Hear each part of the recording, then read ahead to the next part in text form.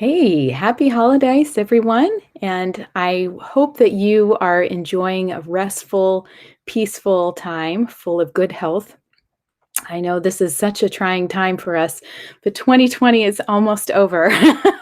And hopefully, we have better times ahead of us. I want to just give a brief introduction to our 2020 orchestra holiday production that we're giving you here on this YouTube playlist. I'm really, really proud of our musicians and what I've asked them to do, because what I've asked them to do is change with the times and try something new. It's new for me as well. And one of the things that we really have to look at is how the world is changing, not just in the everyday mundane way that the world is changing, but in how we deliver and consume entertainment. It's a much different format now. And as musicians, we have to change with the times.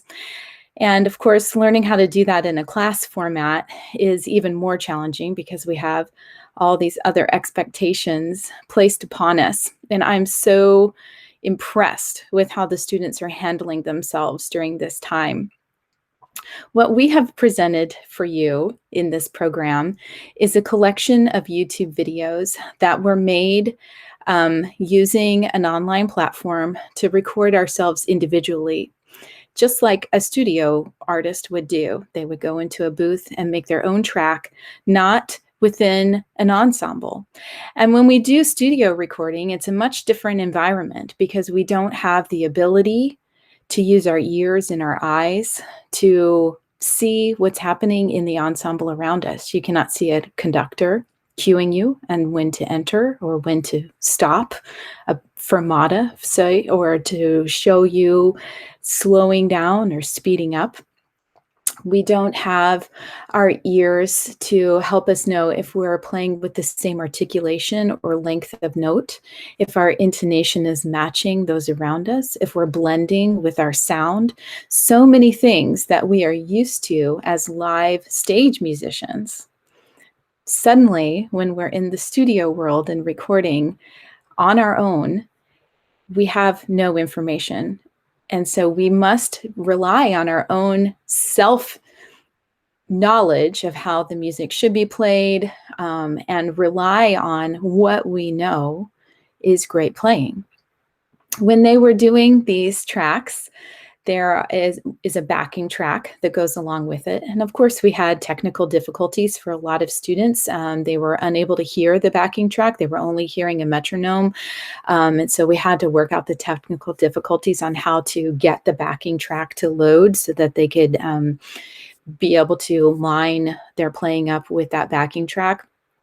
The metronome was oftentimes not quite at the right speed because I had to select a metronome speed that best represented what was going on in the backing track, and it didn't always line up. It was not something that I could always get just the right metronome marking. And so if they only had the metronome track, it was probably not going to line up very well for them. And we also had to learn about latency, how to accommodate for latency and using in the software platform, learning how to adjust our sound so that it would line up with the backing track and metronome sound. And then, being sure, using our listening ears, being sure that that was lined up just right so that it would line up with everyone else on the back end, on the producer side. For my side, I had to listen to everybody's individual tracks to be sure that they lined up properly. I also had to do some balance adjusting because some people had more sensitive mics than others. Of course, we don't have studio recording setups, so you can hear things like chairs creaking, a door shutting, maybe a dog barking. There's a little bit of metronome that does bleed into some of the songs that I just could not eliminate no matter how hard I tried. You'll see all sorts of really great things that are normal life as musicians. Things like wrestling with your headphone cords, things like trying to scroll the music quickly because they're using digital music while the recording is going on. Things like an oops face if somebody did something that they didn't want. You'll see faces of intense concentration. You'll see all sorts of really wonderful things, very elegant playing. I always love watching the cellists because since they don't have their head smushed down on an instrument, they just look so elegant and refined when they play. And there's so many things that when I see these recordings, they just make me smile and see how fun and challenging it is for us to be on the other side of the screen from each other instead of in the same room together.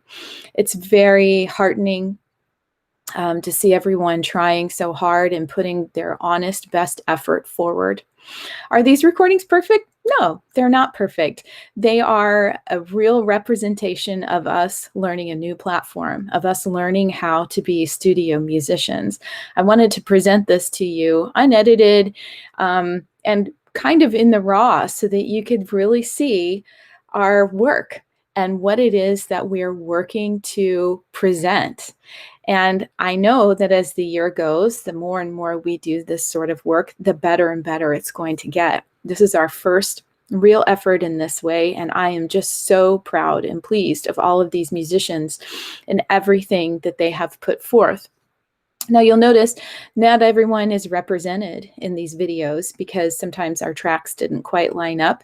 But I did make sure that everyone who did submit a video is represented in at least one of the 3 videos that each class presented. So Philharmonic and Concert Orchestra are combined together and they have 3 performances for you. Online Academy also has 3 performances for you, and Symphony has 3 performances for you. And so you will see that the faces change a little bit in each of those videos, but the music is still just as magnificent. I also want to just send a heartfelt blessing out to those who were not able to submit a recording for whatever reason. I know we have a lot of students at home who are struggling with the online platform and really need our loving support and compassion as they work their way through these really challenging times of being a student. I just know that we are all in this together and we are all facing our own difficulties and challenges. And the only thing that we can do is be sure that, especially in this time of Festival of Lights, so many festivals that bring light into our lives, that we are also lights ourselves and that we are connecting with one another. Every time we make that effort to get onto a class meet, every time we make that effort to get an assignment in or to reach out to a teacher or to reach out to a classmate, reach out to a family member, we are shining our light and we are receiving light from those that we are asking help from. So during this time, I want to send you all my warmest blessings, my warmest greetings, and all my love. I know how hard that we are working in order to make it through this time, and I'm just so immensely proud of every single one of you.